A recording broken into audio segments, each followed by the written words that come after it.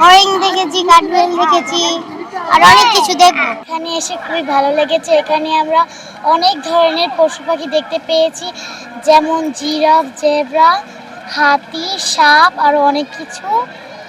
এবং আমি আমার মা, বাবা, মামাদের সাথে এসেছি এখানে।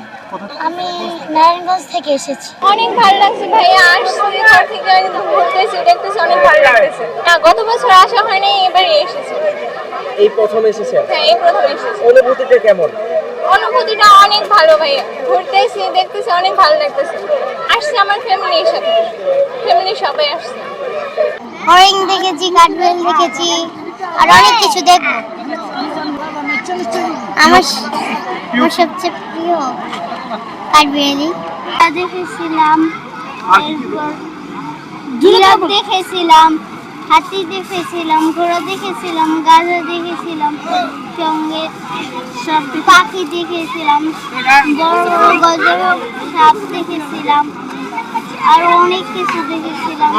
ভাল্লুক ভাল্লুক দেখতে অনেক কালো এবং সাদা।